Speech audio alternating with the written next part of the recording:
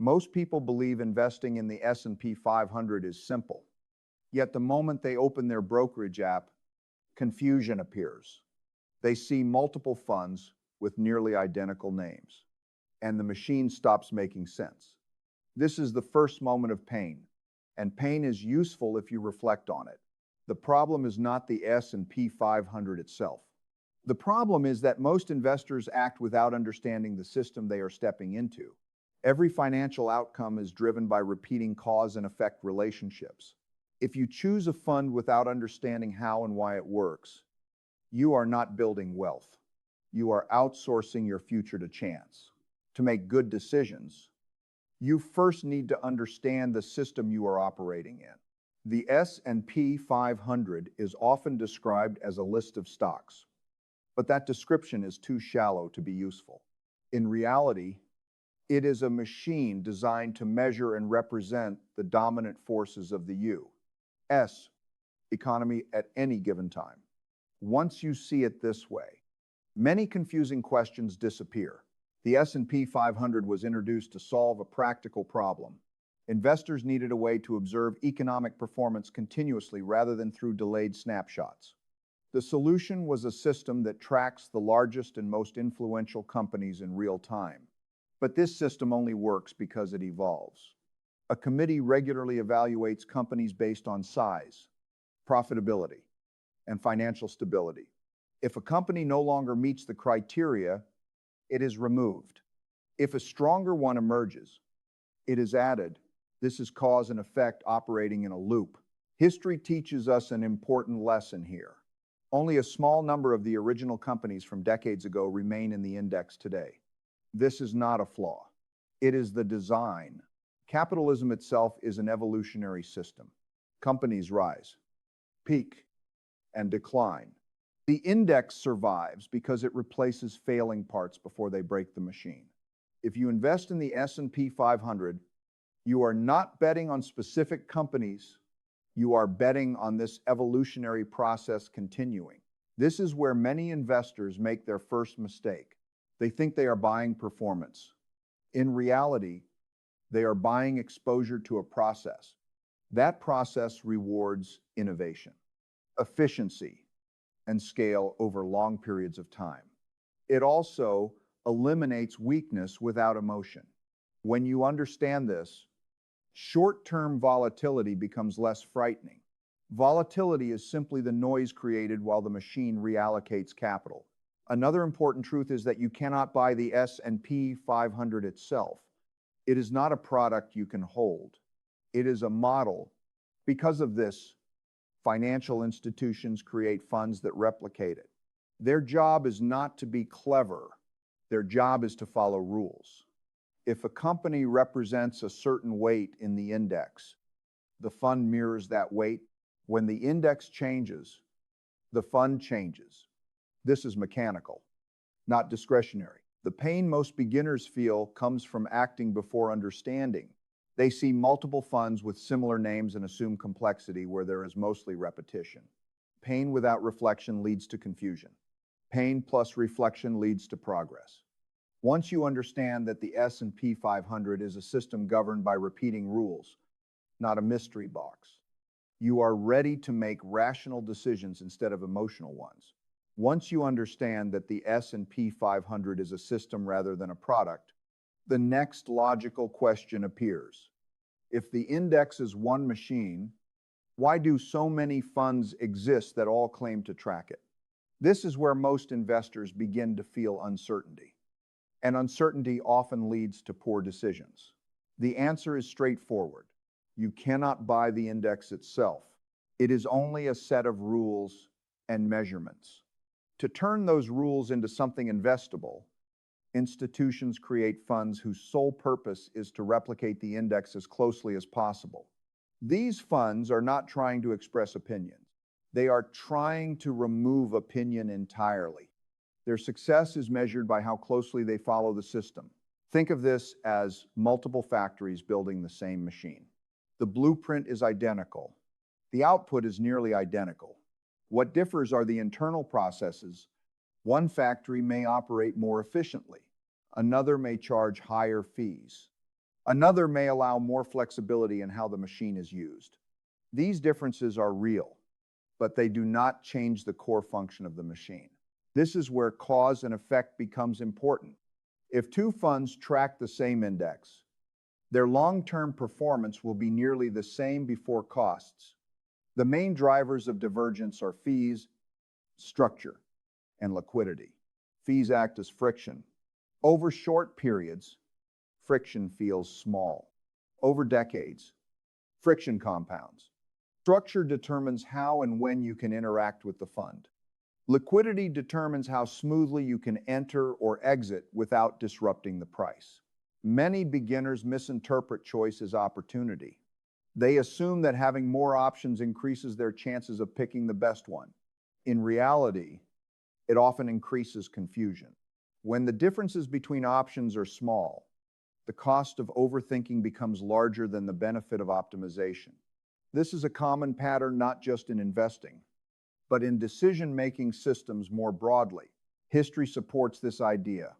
In every major market cycle, the investors who succeed over time are not those who constantly search for marginal improvements. They are the ones who design a simple, repeatable process and stick to it. Complexity tends to increase emotional errors. Simplicity reduces them.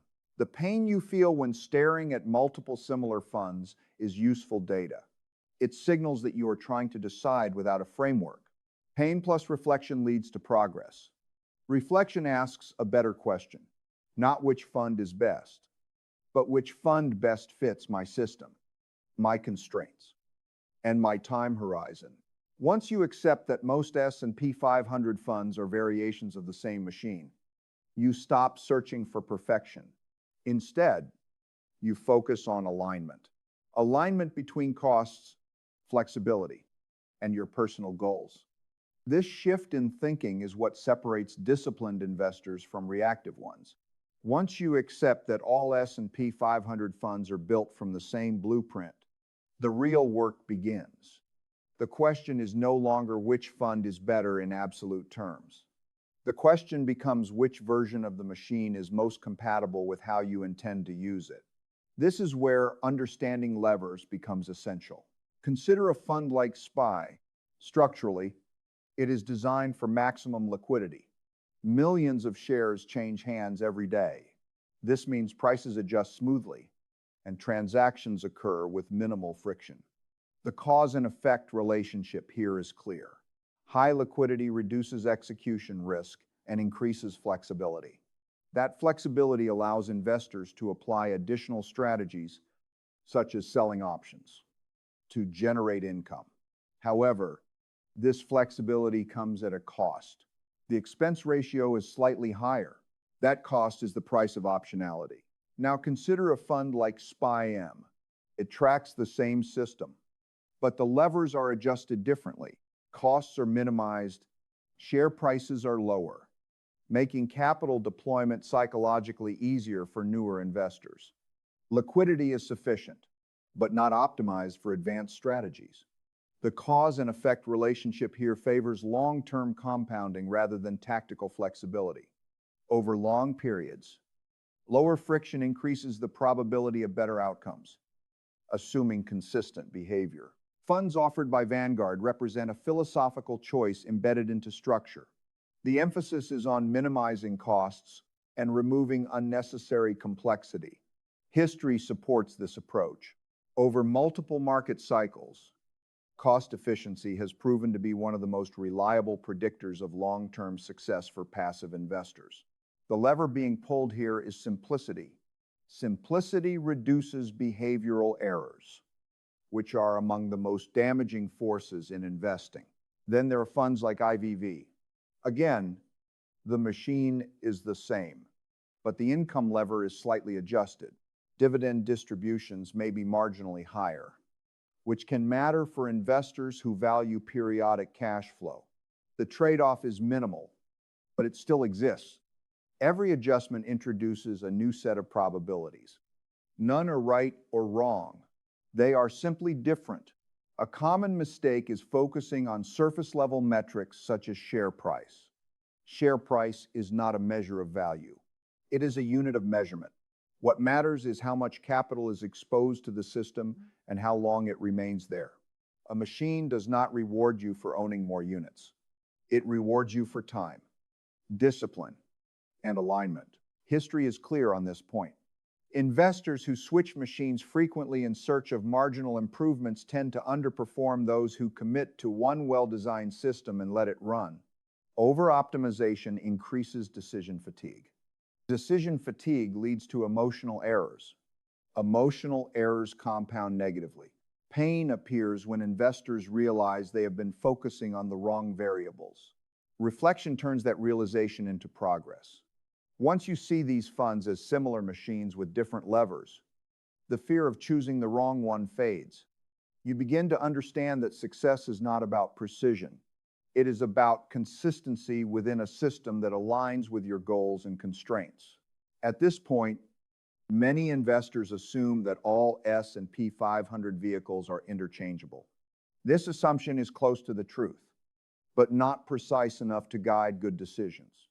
The structure of a fund determines how you can interact with the system, and structure always introduces trade-offs. ETFs allow continuous pricing throughout the trading day. This gives investors control over timing, execution, and strategy. You can enter and exit positions when you choose. You can layer additional tools on top of the system, such as options. The cause and effect relationship is direct. More flexibility increases the range of possible actions. It also increases the number of decisions you must make.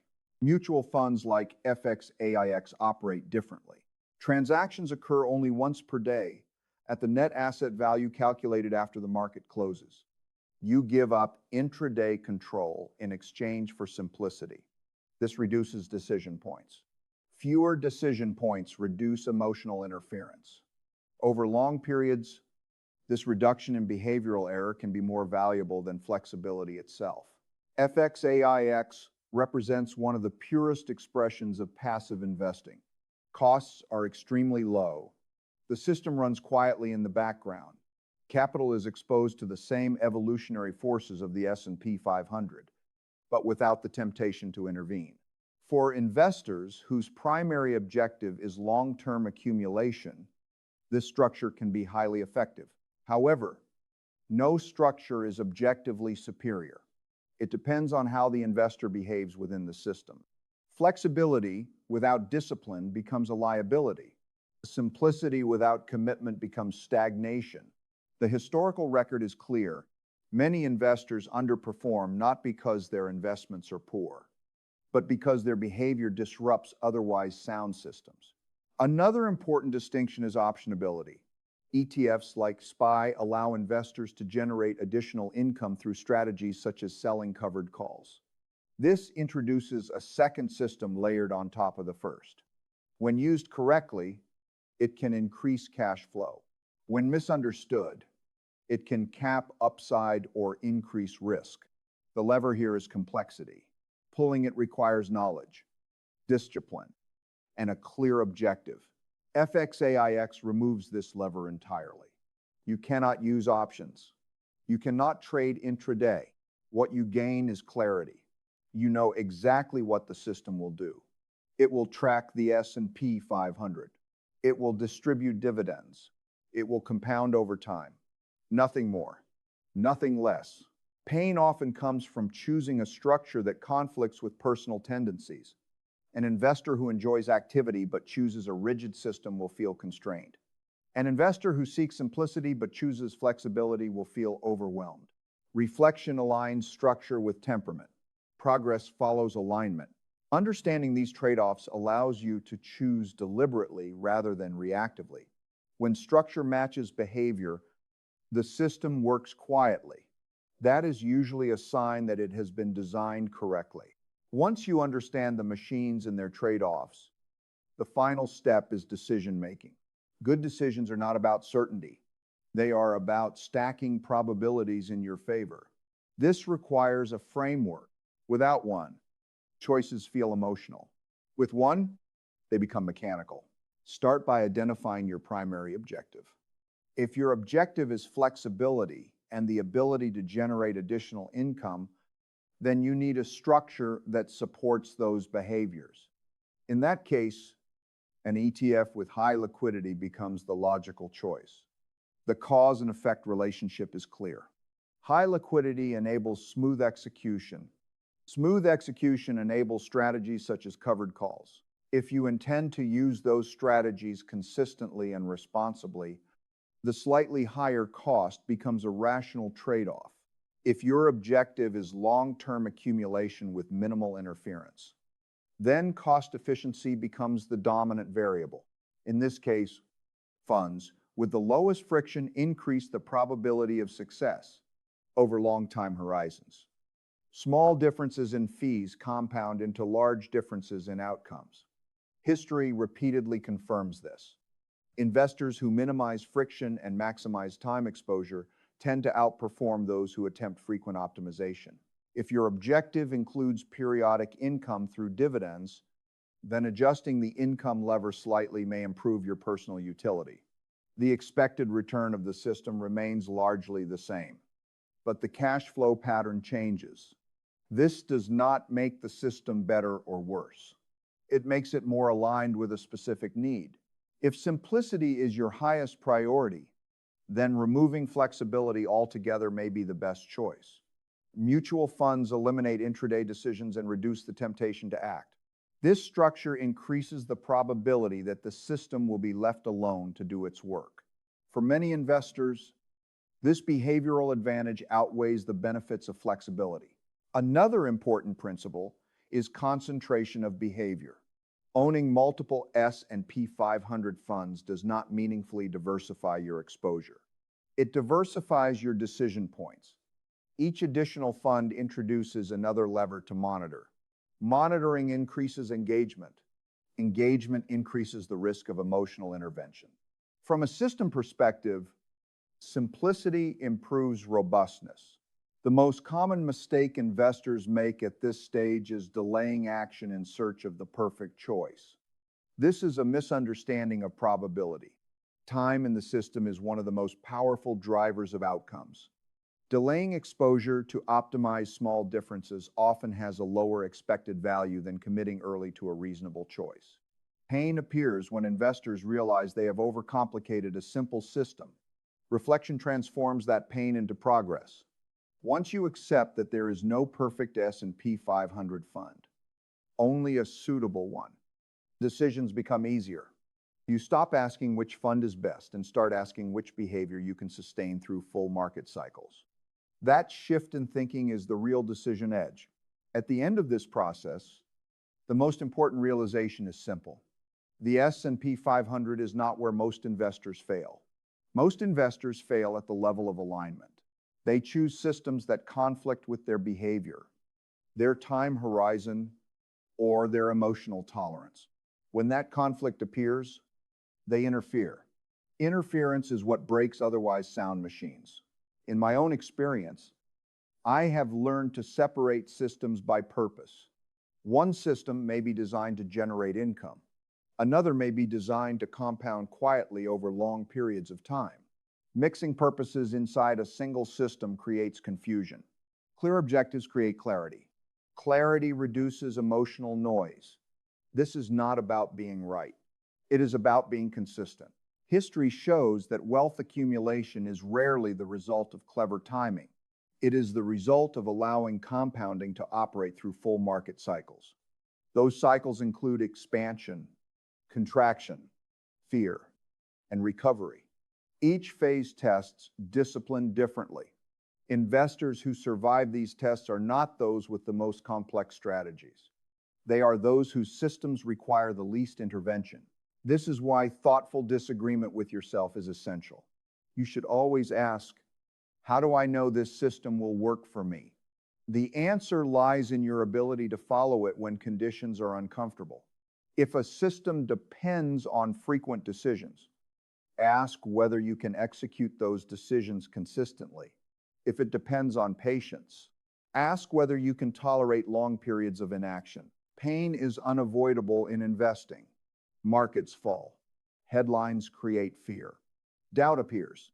Pain itself is not the enemy. Pain without reflection leads to abandonment. Pain with reflection leads to progress. Each uncomfortable moment provides data about whether your system is properly designed. Once you choose an S&P 500 fund that aligns with your objectives, the rational next step is commitment. Add capital consistently. Reinvest dividends unless you explicitly need income. Resist the urge to tinker. Over time, the probabilities begin to work in your favor. The system does not require prediction. It requires participation. If you are behind, you need a plan that increases your exposure to productive assets while controlling risk. If you are early, you need consistency more than optimization. In both cases, the principle is the same. Design a system that you can live with, then let it evolve. Progress does not come from finding the perfect fund. It comes from understanding the machine, accepting its trade-offs, and allowing time to do what it has always done.